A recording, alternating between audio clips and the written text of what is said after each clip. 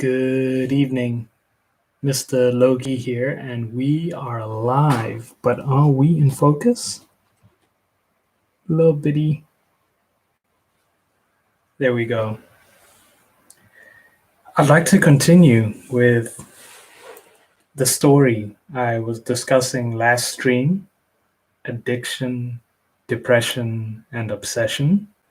And today I'm going to be looking back at a very important memory I have. It was a memory that when I ruminate on and look back, it was realizing when to walk away. And I'll give you a bit of context to this story. I had a pretty bad case of one-itis, if I could call it that. And wow, she was gorgeous and witty, and you could almost describe as sassy. And I had been pursuing her for a year, if not more, on and off, hot and cold, the usual mind games. And when I was younger, I suppose I had the energy for such things. And I was big into the PUA lifestyle. And I was really convinced that I could learn that one technique or find out that one strategy to make her fall madly in love with me. And looking back now, I I hadn't had an experience with a normal dating interaction and having someone genuinely interested in me who I liked as much back. And when you don't know what those things are, you pursue this mad fantasy of it. And this girl for me was the type who would give you enough rope to hang yourself. She would just let you go on and try again. And realizing how sometimes you need to know when to walk away. At what point do you realize it? Because when you're so lost in a pursuit and you're completely pot committed, where you've put so much effort in, you're just hoping somehow, some way you can turn the situation around and get some massive payoff. It'll be all worth it. But that's the dilemma, the problem. It never is worth it. If you ever get any type of payoff, you're lost in this black hole of endless effort, endless deprivation. And you think you're in love, but you're just in such desperation that any little shiver of fake interest, and you think, oh, wow, I've got a chance. Maybe if I try harder. And that was the trap I was in. And one particular night, I begged my older brother if I could borrow the car so I could pick her up and take her to a bar.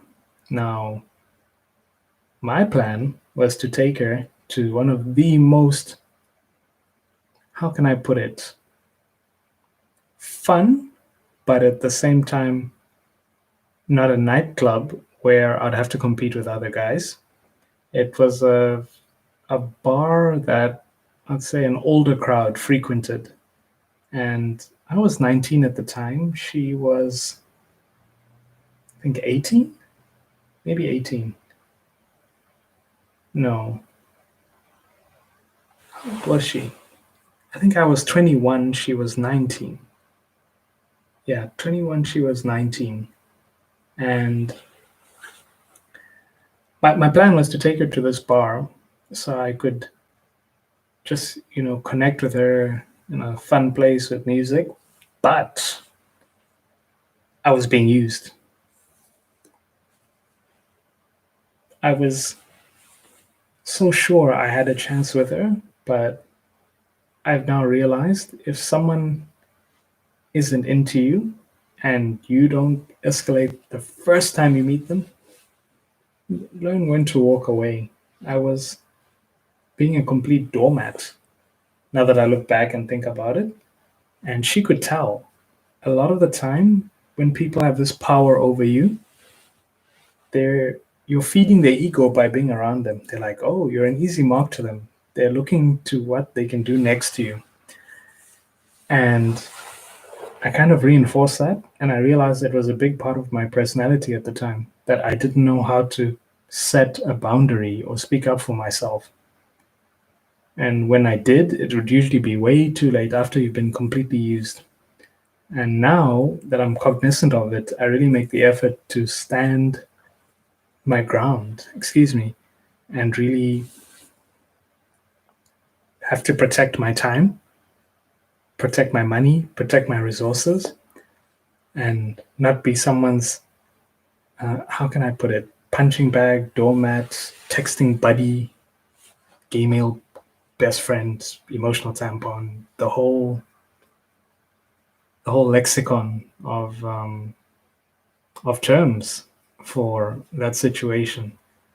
And this particular memory I remember so well because of how hurt I was at the end of it and the massive epiphany I had of how I never want to feel like this again.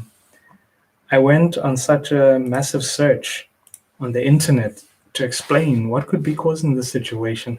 How could she suddenly just turn on me like this? It all seemed like it was building up to going well, only to realize I was walking right into her trap. It was all part of her game. She was simply flirting back to see what more she could get from me, what free value, what free humor, what free entertainment. And now that I see it and I see through it, it's a it's a funny thing. And it later I saw the depth of the damage it does constantly putting yourself in a situation like that. How it causes a massive inferiority complex where you see other people being treated so much better than you who put in almost no effort, and you are putting in a crazy amount of effort but being treated like a doormat, and seeing how you're only scratching the surface of the iceberg of this entire story. And I want to give a massive shout out to the Black Phillip show with Patrice O'Neill and Dante, and just how well he worded that situation of how you can't get yourself out of the friend zone. And now I understand so clearly why, that it is pointless. It wouldn't even be worth it.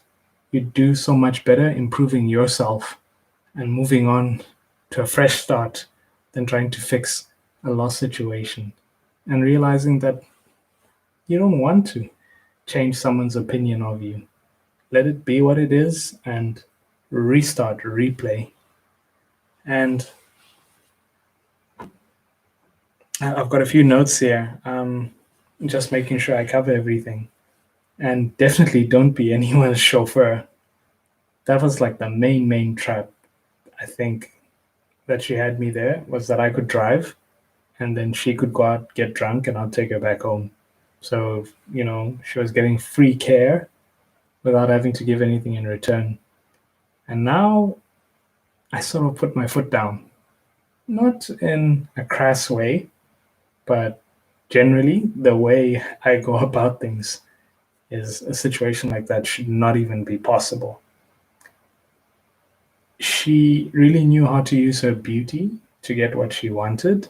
And if you, as I mentioned in the previous stream, if you are lacking something like that, you get drawn to damaged cases like that. The broken aspects of yourself will attract you to people who'd love an easy mark like you to exploit.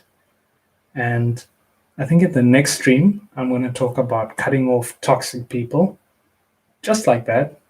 Toxic friends, girlfriends, boyfriends, family members, colleagues.